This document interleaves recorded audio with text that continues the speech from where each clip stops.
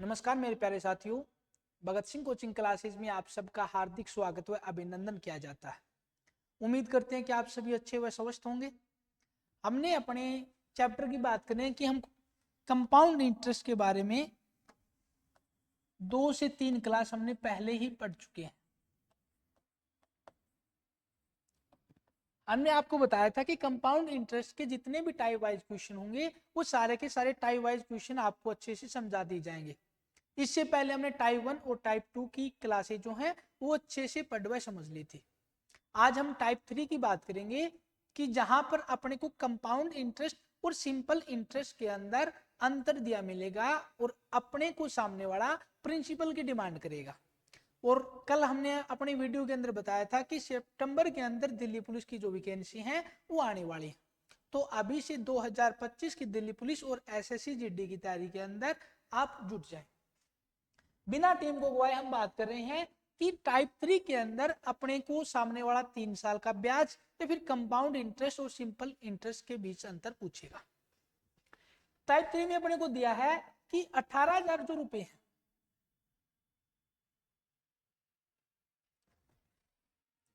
Rate of interest दे रखी है अपने को 10% वार्षिक ब्याज दर। और अपने को सामने वाले ने पहले तो दे रखा है प्रिंसिपल मूलधन, दूसरा अपने को दे रखा है रेट ऑफ इंटरेस्ट और तीसरा अपने को दे रखा है टाइम।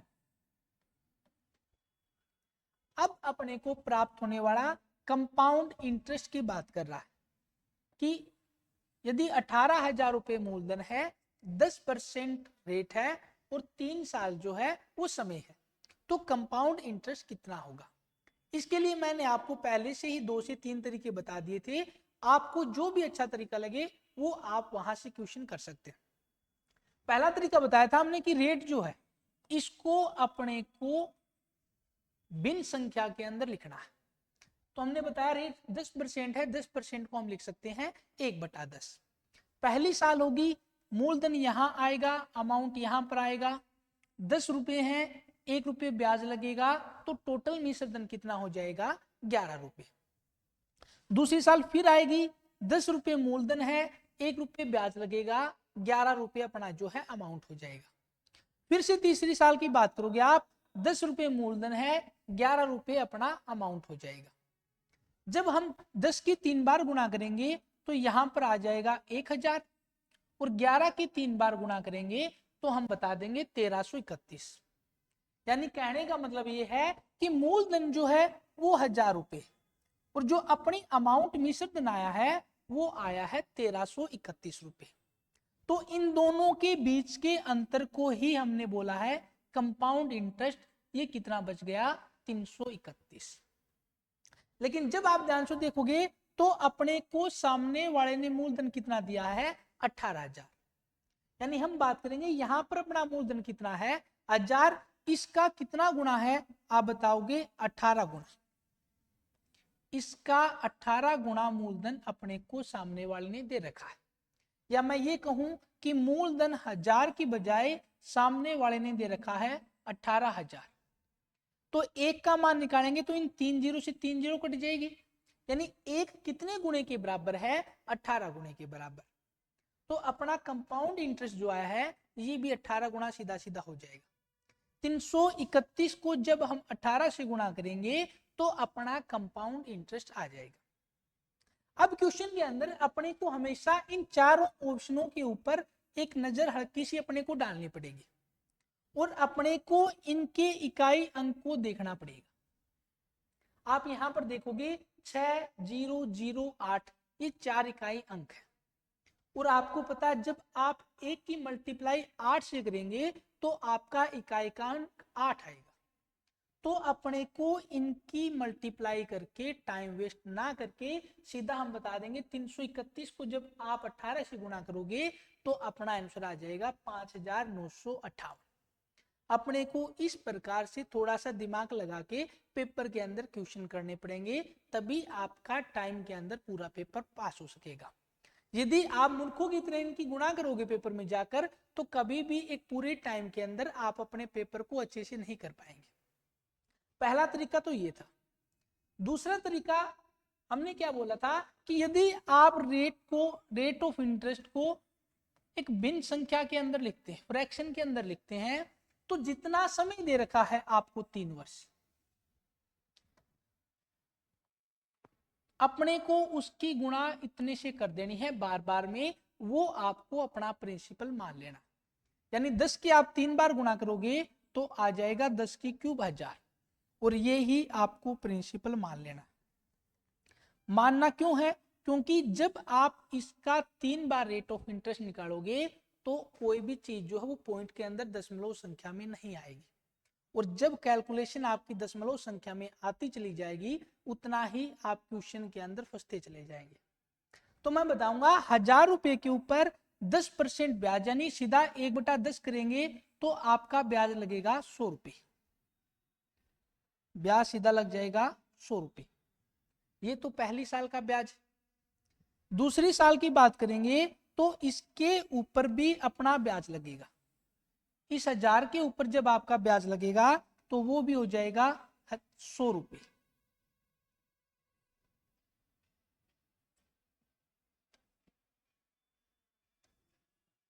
इसका 1/10। फिर आप तीसरी साल करोगे, लेकिन उससे पहले ये बताओगे सर जी दूसरी साल में तो इस ब्याज के ऊपर भी ब्याज लगेगा, और आप जब इस 100 का 1/10 निकालोगे तो बताओगे इसका ब्याज कितना हुआ, आप बताओगे 10 रुपए। यानी 100 को अपने को इस 1/10 से मल्टीप्लाई करना है, या मैं कहूं 100 का अपने को 10% निकालना। एक बात। फिर आप तीसरी साल जाओगे तो इस 1000 के ऊपर भी ब्याज लगेगा, और इस 1000 का आप 1/10 करोगे तो तीसरी साल का ब्याज कितना आ जाएगा, 100 रुपये। लेकिन आप बोलोगे ये तो 100 रुपये इस मूलधन के ऊपर ब्याज लगे हैं, कंपाउंड इंटरेस्ट के अंदर तो ब्याज के ऊपर भी ब्याज लगेगा, और इसके ऊपर फिर से ब्याज लगेगा, इसके ऊपर ब्याज आ जाएगा फिर से 10 रुपये। अपने को यहां पर लिखनी है ये चीज। इसके ऊपर फिर से ब्याज लगेगा तो कितना लगेगा 100 के ऊपर, तो हम बता देंगे 10 रुपये। इस ब्याज के ऊपर भी ब्याज लगेगा और आप बता दोगे इसके ऊपर कितना लगेगा, 1 रुपये। ये सारा ही आप कैलकुलेशन करोगे, इसको बोला जाता है कंपाउंड इंटरेस्ट। ध्यान से देख लेना, ये ऊपर वाली जो संख्या आपको तीनों बराबर दिखाई दे रही है 100 100 100, ये तीनों की तीनों है सिंपल इंटरेस्ट, साधारण ब्याज। ठीक है, ये पूरा का पूरा जो है ये आपको है कंपाउंड इंटरेस्ट, चक्रवर्ती ब्याज। उसके बाद में ध्यान देना है ये है पहली साल का ब्याज, ये पूरा का पूरा है दूसरी साल का ब्याज, और ये पूरा का पूरा है तीसरी साल का ब्याज। अब आपसे सामने वाला किसी भी प्रकार से क्वेश्चन निकाले कि तीसरी साल का ब्याज और दूसरी साल का ब्याज ये है तो पहली साल का ब्याज बताओ, या अपने को पूछे कंपाउंड इंटरेस्ट और सिंपल इंटरेस्ट का अंतर इतना है तो आप मूलधन बताओ, तो आप बताओगे इस क्वेश्चन के अंदर यदि अपना प्रिंसिपल जो है वो 1000 की बजाय सामने वाले ने 18,000 दे रखा है, वही बात कि कितने गुना दे रखा है तो हम बताएंगे 18 गुना दे रखा है। तो अपने को बताना क्या है, चक्रवृद्धि ब्याज कंपाउंड इंटरेस्ट बताना। तो कंपाउंड इंटरेस्ट 100 200 300 310 320 330 और 331, 331 आया है, और एक कितने गुना के बराबर है आप बताओगे 18 गुना के। तो हम सीधा सीधा बता देंगे जब इसकी मल्टीप्लाई करेंगे तो इकाई का अंक 1 आएगा, और यहीं से अपना क्वेश्चन जो है वो खत्म हो जाएगा। तो दो तरीके हैं, आप कहीं से भी किसी भी प्रकार से क्वेश्चन निकाल सकते हैं। यदि आप तीसरा तरीका फिर से देखना चाहते हैं तो अपनी पहली क्लास के अंदर देखोगे आप, तो वहां पर आपको फॉर्मूले के द्वारा भी क्वेश्चन का आंसर निकालना बताया गया था। लेकिन सबसे बेस्ट तरीका है जो है ये वाला रहेगा, यहां से आपको 5-6 टाइप के अलग अलग क्वेश्चन सामने वाला अपने से पूछेगा, और अपने को जब एक तरीका पता चल जाएगा तो किसी भी प्रकार के कोई भी क्वेश्चन पूछे आप आसानी से उनको निकाल पाएंगे। फिर से बता देता हूं, जो रेट ऑफ इंटरेस्ट है कितना समय दे रखा है उससे आप बार बार मल्टीप्लाई करोगे, वो आपको अपना प्रिंसिपल मान लेना। यानी 10 का 3 बार मल्टीप्लाई करेंगे तो 1000 प्रिंसिपल मान लेना। पहली साल इसका 10 से भाग करेंगे यानी 100 रुपये ब्याज आएगा, दूसरी साल फिर 100 रुपये ब्याज आएगा, लेकिन ब्याज के ऊपर भी ब्याज आएगा, और इस 100 के ऊपर फिर से ब्याज आ जाएगा 10 रुपये। तीसरी साल करोगे तो इसके ऊपर तो ब्याज लगेगा ही लगेगा, लेकिन ब्याज के ऊपर ब्याज लगेगा, इसके ऊपर ब्याज लगेगा 10 रुपये, इस 100 के ऊपर फिर से ब्याज लगेगा 10 रुपये, और इस 10 रुपये के ऊपर फिर से ब्याज लगेगा 1 रुपये। ठीक है, तो आप कोई भी तरीका जो आपको अच्छा लगे वहां से क्वेश्चन निकाल सकते हैं। बात करते हैं अगले क्वेश्चन की। तो सेम टू सेम आपको क्वेश्चन दिया मिलेगा,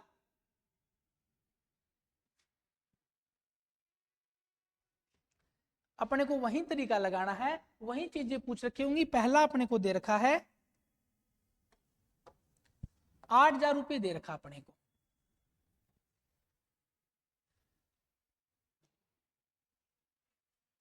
अपने को मूलधन का मान दे रखा है 8,000 रुपये, रेट ऑफ इंटरेस्ट आपको दे रखी है 15%, और अपने को पूछा सामने वाले ने 2 वर्ष 4 माह का चक्रवृद्धि ब्याज कितना होगा।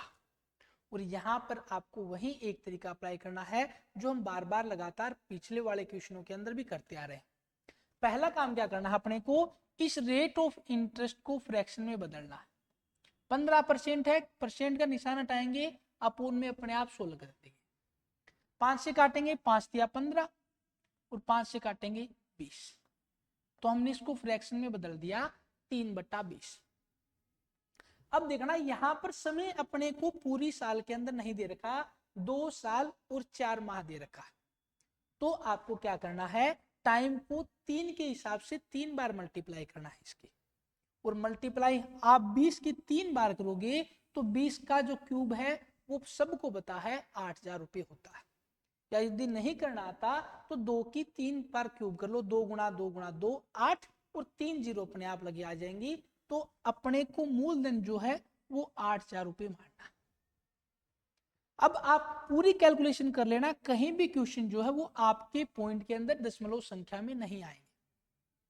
हम बात करेंगे इसके ऊपर ब्याज लगेगा, और पहले साल जो ब्याज है वो कितना लगेगा, 3/20, यानी इसको बस 8,000 को 3/20 से अपने को गुणा करना। तो आप बता दोगे सर जी इसको 20 से भाग करेंगे तो 400 आएगा ही आएगा, और 400 को 3 से मल्टीप्लाई करेंगे तो इसका जो ब्याज आएगा वो आ जाएगा 1200 रुपये। ठीक है, अब दूसरी साल करेंगे, इसका फिर से 3/20 करेंगे, नहीं करना आता हो तो एक बार स्टार्टिंग में करके देख लेना, गुणा 3/20, इस जीरो से ये 2 जीरो, 2 से काटोगे आप 400, 400 गुणा 3, तो हम बता देंगे कितना आ जाएगा 1200। लेकिन अब आप बोलोगे कंपाउंड इंटरेस्ट में ब्याज के ऊपर भी ब्याज लगेगा, यानी इसका भी अपने को क्या करना है, 3/20 करना, और 20 से करोगे भाग 1200 को तो पूरा पूरा कट जाएगा, 20 से 120 यानी 60 बार, और 60 गुणा 3 आप बता दोगे कितना ब्याज आ जाएगा, 180 रुपये। तीसरी साल पे जाओगे और तीसरी साल भी क्या करोगे, आप इसको 3/20 ब्याज लगेगा, मूलधन के ऊपर तो हम बता देंगे कितना ब्याज आ जाएगा, 1200 रुपये। अब बात है ब्याज के ऊपर भी ब्याज लगेगा, इसके ऊपर ब्याज लगेगा कितना, तो आप बता दोगे सर जी अभी निकाला था 180 रुपये, इसके ऊपर ब्याज निकलेगा तो आप बता दोगे 180 रुपये, और जब इसका 3/20 करोगे तो 20 से भाग करोगे 180 को, यानी 9 बार, 9 गुणा 3 हम बता देंगे 27। पूरी सारा आप जब कैलकुलेशन करोगे ये पूरा का पूरा बन जाता है कंपाउंड इंटरेस्ट। अब अपने को देखना मूलधन कितना दे रखा है, 8,000, अपना भी तो 8,000 ही था, यानी 1 के बराबर 1 है, लेकिन अब समय देखना 2 साल 4 माह, ठीक है, लेकिन हमने तो ब्याज पूरा 3 साल का निकाल दिया, तो अपने को क्या करना है, 2 साल का तो यही ब्याज रहेगा। अब अपने को टोटल 4 महीने का ब्याज देखना है, और ये ब्याज हमने पूरी साल का निकाला, ठीक है, पूरी साल का कितना हुआ 1200, 1200 180 180 360, यानी 1200 प्लस 360 और प्लस में 27, ये पूरी 1 साल का ब्याज है, 7 6 2 8 3 2 5 1, 1587 रुपये। हम बोलेंगे 4 महीने साल का तीसरा हिस्सा होती है, यानी 1 साल के अंदर 12 महीने होते हैं 4 + 4 + 4, ये दे रखा अपने को, तो हम बता देंगे ये साल का तीसरा हिस्सा है। या आप बताओगे 4 महीने अपोन पूरी साल में कितने महीने होते हैं 12, तो हम बता देंगे 1/3 तीसरा हिस्सा है। तो हम बताएंगे यदि ये तीसरा हिस्सा समय है तो ब्याज भी इसका तीसरा हिस्सा ही लगेगा। और तीसरा हिस्सा 1587 को बस अपने को 3 से भाग करना,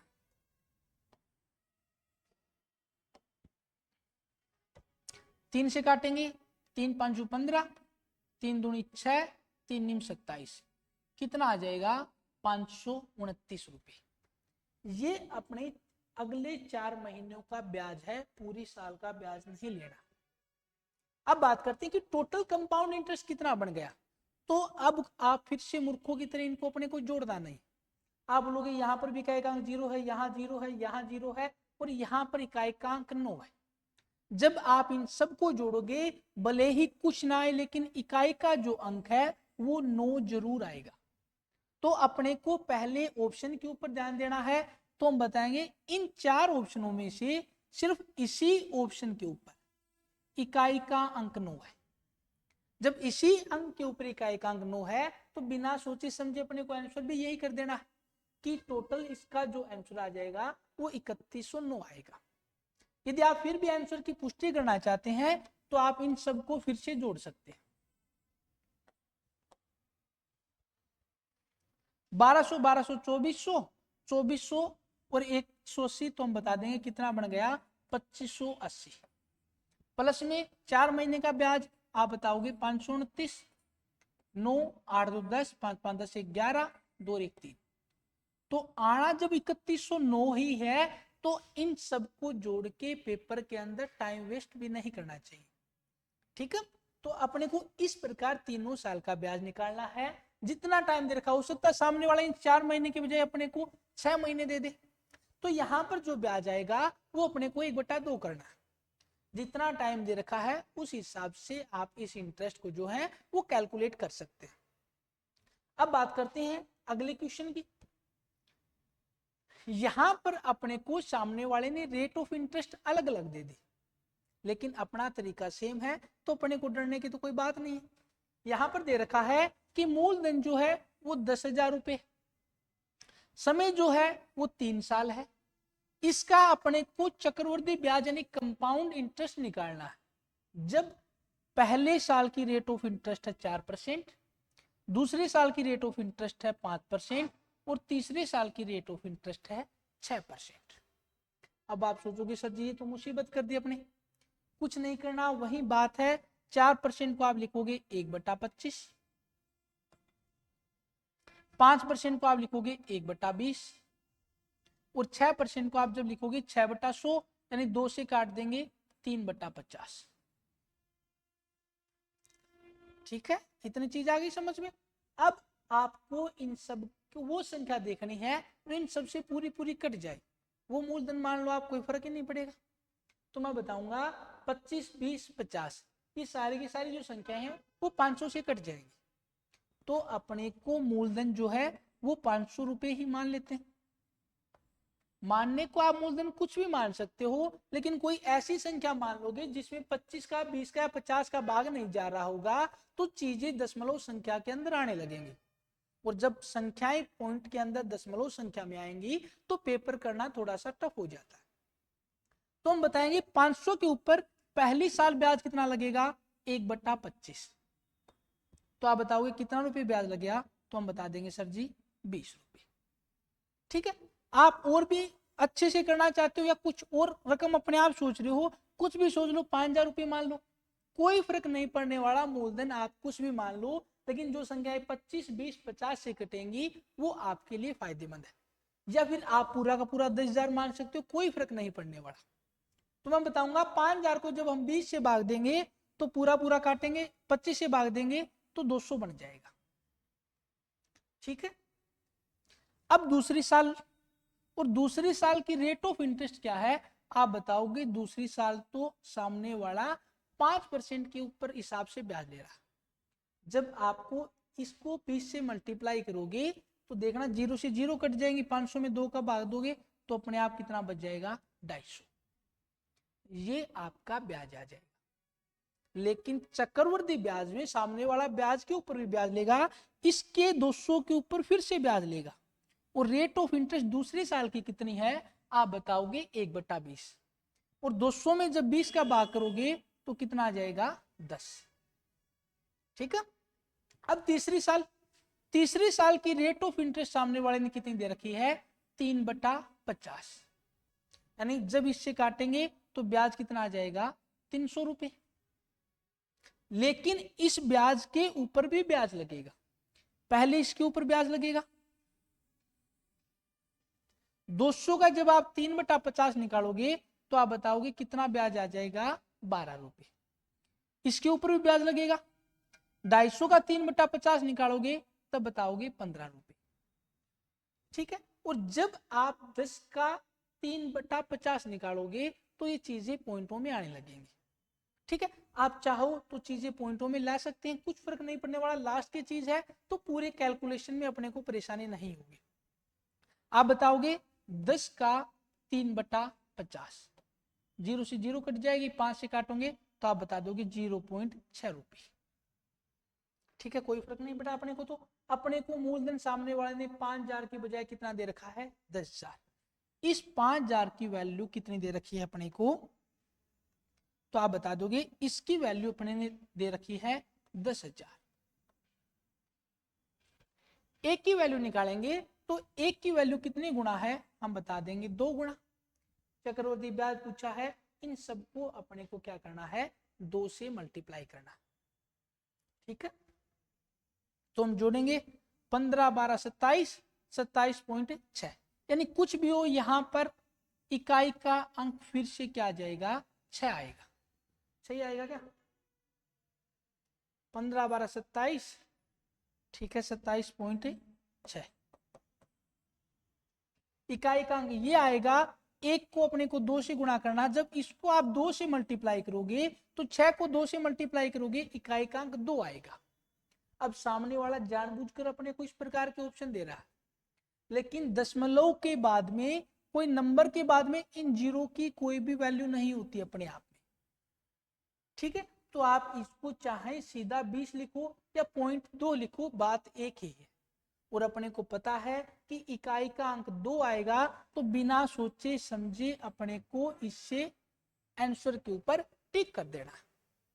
ठीक है। यदि आपको लगता है कि अपना आंसर गलत है तो आप इन सबको जोड़ सकते हैं। 400, 200, 600, सॉरी 300, 200, 500, 500, 200, 750, 750, 15, 12, 27, 10, 37, तो कितना आ जाएगा 37.6। हमने इनको ऐड किया 6, 7, 5, 3, 8, 787। इसको अपने को 2 से ही तो मल्टीप्लाई करना है। 6 दूनी 12, 7 दूनी 14, 1 15, 8 दूनी 16, 1 17, 7 दूनी 14, 1 15। जब कैलकुलेशन ही ये आनी थी 1575.2, तो इन सब में टाइम वेस्ट अपने को करना ही नहीं चाहिए। इन सब की कैलकुलेशन करने का कोई फायदा नहीं। ये जीरो वाली संख्याएं एक बार आप छोड़ो, उसके अलावा सीधी इनको ऐड करो। तो आप बताओगे सर ये तो पॉइंट के बाद है, तो 6 तो इकाई का अंक आएगा ही आएगा, और 6 को अपने को 2 से मल्टीप्लाई करनी है, तो 6 दूनी 12 इकाई का अंक 2 आएगा, और 2 इन सब ऑप्शन में केवल इसी में है, तो बिना सोचे समझे अपने को टिक कर देनी।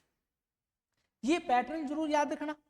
ये याद ना रहे तो याद रखना, पहली साल में 1 रकम आएगी, दूसरी साल में 2 संख्या आएंगी, और तीसरी साल में 4 संख्याएं आएंगी। इससे ज्यादा कभी भी सामने वाला आपको ऐसे नहीं देगा कि 5 साल का ब्याज 6 साल का।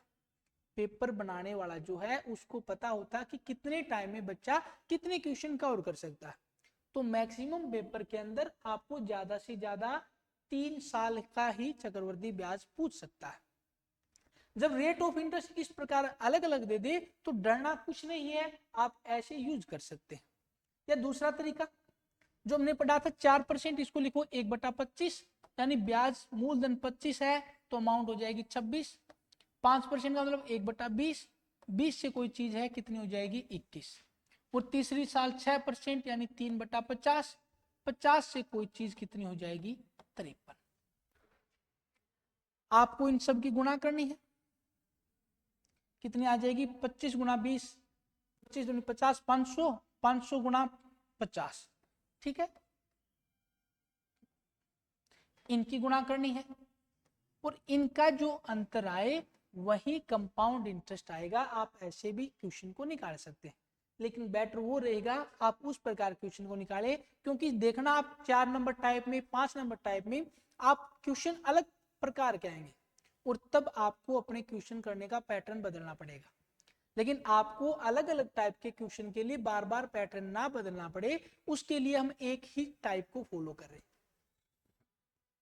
अगला क्वेश्चन आप आराम से निकाल दोगे। 1000 रुपए की धनराशि जो है वो रेट ऑफ इंटरेस्ट है 5%, यानी 1/20, 2 साल है तो अपने को कितना मान लेना है? 400। इसका 1/20 आएगा 20, इसका 1/20 और इसका फिर से 1/20 निकालेंगे 1। तो ये पैटर्न अपने को अब मुख्य ज्वानी फॉलो हो गया। तो आप बताओगे चक्रवर्ती ब्याज और साधारण ब्याज का अंतर कितना है? हमने बताया थे पूरा का पूरा क्या है? Compound interest. और ये ऊपर वाली जो लाइन जो सेम सेम आ रही है 20 और यहां भी 20, ये है सिंपल इंटरेस्ट। तो आप इन सबको जोड़ के फिर ऊपर वाला घटाओगे तो वो आपकी मूर्खता होगी, सीधा ही हमने बता देगा इनका अंतर। तो ये नीचे वाला अपने आप बच जाएगा, एक बचेगा। लेकिन एक कैसे बचेगा? इस 400 के बराबर सामने वाले ने अपने को कितना दे रखा है? 1000। तो एक के ये 400 नीचे आ जाएगा, इससे काटेंगे 2 से काटेंगे 2.2, 8 20 सॉरी 2.5, ठीक है। और अपने को कर देना है 2.5 बोलो, 2.50 बोलो, 2.500 बोलो, कितने भी जीरो लगा लो, इन सब की कोई भी वैल्यू अपने आप में मैथ में नहीं होती। तो हम सीधा ये तरीका फॉलो कर सकते हैं। आप दूसरा तरीका यूज करना चाहो तो आप बोलोगे 20 से 21, 20 से 21, ये 400 है, ये 441 है, इनका अंतर दे रखा है। लेकिन अब हम बात करेंगे इनका अंतर, ये तो प्रिंसिपल है, ये अमाउंट है, क्या अपने को कंपाउंड इंटरेस्ट थोड़ी दे रखा है सामने वाले ने। अपने को सामने वाले ने दे रखा है चक्रवर्ती ब्याज तथा साधारण ब्याज का अंतर कितना होगा, और आप बाद में जाकर कोई भी जो है वो फॉर्मूला ढूंढने का प्रयास करोगे। हो सकता है कि आप फॉर्मूले से निकाल भी लो, लेकिन मैथ में तो ऐसे 30 चैप्टर आएंगे, हर चैप्टर में आज 5 फॉर्मूले भी याद रखोगे तो 150 फॉर्मूले याद नहीं रहेंगे पेपर के अंदर। तो अपने को बस ये पैटर्न फॉलो करना है। हमने बताया है ये सिंपल इंटरेस्ट है, ये कंपाउंड इंटरेस्ट। या दूसरा तरीका आप यूज करोगे, 1000 रुपए का पहले चक्रवर्ती ब्याज निकालोगे फिर साधारण ब्याज निकालोगे, इतना टाइम पेपर में नहीं होता। अपने को यही पैटर्न जो है वो फॉलो करना पड़ेगा। सेम चीज दे रखी है, 10% वार्षिक दर दे रखी है, तो हमने 10% को तो बदल दिया 1/10, समय 3 साल था तो हमने 10 गुणा 10 गुणा 10, तो प्रिंसिपल को मान लिया है 1000 रुपए। पैटर्न याद है, यहां पर यानी 1/10 आएगा तो ब्याज आएगा 100 रुपए, यहां पर भी 100 रुपए और यहां पर 10 रुपए। तीसरी साल यहां पर 100 रुपए ब्याज, इसके ऊपर लगेगा 10, इसके ऊपर फिर से लगेगा 10 और इसके ऊपर कितना लग जाएगा 1। ये ऊपर वाली जो संख्या है ये है सिंपल इंटरेस्ट, ये पूरा है कंपाउंड इंटरेस्ट। और अपने को यही दे रखा है चक्रवर्ती ब्याज और साधारण ब्याज का अंतर 620 है। अपना कितना है? 10 20 30 31। इस 31 के बराबर कितना दे रखा है? 620। तो इसके बराबर निकालेंगे 31 दूनी 62, यानी एक कितनी मल्टीप्लाई है? तो आप बता दोगे 20 गुना। तो अपने को धनराशि कितनी पूछ रखी है, इसका 20 गुना कर देंगे तो हम सीधा सीधा बता देंगे कितनी हो जाएगी, 20,000 रुपए। जीवन में आपको इससे आसान कुछ नहीं मिलेगा, अपने को बस ये पैटर्न फॉलो करते जाना है। ना तो कोई चीजें दशमलव संख्या में आएंगी और ना ही अपने को कोई भी क्वेश्चन जो है वो ज्यादा टफ लगेगा। ये लास्ट क्वेश्चन है आज का, आप इस क्वेश्चन को एक बार करके देख लें। दे क्या क्या रखा है? अपने को रेट ऑफ इंटरेस्ट दे रखी है 10%, तो 10% को तो हमने बोल दिया 1/10, समय 2 साल है तो अपने को मूलधन बस 100 रुपए मान लेना, ज्यादा कुछ नहीं करना। पहली साल ब्याज आप बताओगे सर जी 10 रुपए, दूसरी साल आप बताओगे 10 रुपए, इसके ऊपर फिर से ब्याज लगेगा तो दूसरी साल का ब्याज है 11 रुपए। अब दे क्या रखा है? साधारण ब्याज और चक्रवर्ती ब्याज का अंतर 40 है, यानी अंतर 1 है और 1 के बराबर दे दिया 40, तो धनराशि कितनी होगी? इसको 40 से मल्टीप्लाई कर देंगे, हम बता देंगे धनराशि हो जाएगी 4,000 रुपए। ठीक है मेरे प्यारे साथियों, तो अपने को इससे ज्यादा कुछ नहीं बढ़ना। क्वेश्चन बस इसी प्रकार पूछेगा, हो सकता है टाइप नंबर 4 में अपनों को दे दे कि दूसरी साल का ब्याज जो है वो 44 रुपए है, तो मूल राशि कितनी होगी या कंपाउंड इंटरेस्ट कितना होगा। इन सब की चर्चा हम कल की क्लास में कर लेंगे। तो उम्मीद करते हैं कि आप इन सब चीजों को अच्छे से समझ रहे होंगे और पूरे के पूरे कॉन्सेप्ट जो हैं वो आपके दिमाग में क्लियर हो रहे होंगे। यदि नहीं हो रहे हैं तो पहली क्लास से टाइप 1 से देखना, टाइप 1, टाइप 2, टाइप 3, इन सभी क्लासों का एक बार अच्छे से रिवीजन कर लेना। जैसे आप पूरे के पूरे चैप्टर को पढ़ोगे फिर देखोगे कि कंपाउंड इंटरेस्ट के कोई भी जो क्वेश्चन है वो अपने गलत नहीं हो रहे। और यदि आप आसपास के लोकल एरिया से हैं, राजगढ़ के आसपास के क्षेत्र से हैं, तो जैसे ही आप कंपाउंड इंटरेस्ट को पूरा कंप्लीट कर लेते हैं तो हमारी कोचिंग संस्थान के अंदर आकर इन सब क्वेश्चनों की प्रैक्टिस सेट जो है वो निःशुल्क ले सकते हैं। उसके अलावा प्रत्येक जो मंडे है उस मंडे को 12 बजे आप ऑफलाइन जो टेस्ट है उस सीरीज को ज्वाइन कर सकते हैं, उसकी भी कोई आपको फीस अलग से पे नहीं करनी पड़ेगी। ठीक है, तो अच्छे से पढ़ते जाएं। अगले साल जो है दिल्ली पुलिस एसएससी जीडी की फिर से वैकेंसी आएंगी। अब की बार यदि आपकी तैयारी अच्छी है तो बहुत बढ़िया बात, सिर्फ आपको प्रैक्टिस करनी है।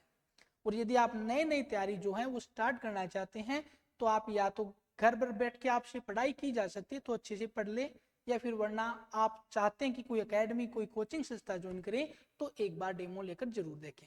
धन्यवाद। जय हिंद, जय भारत।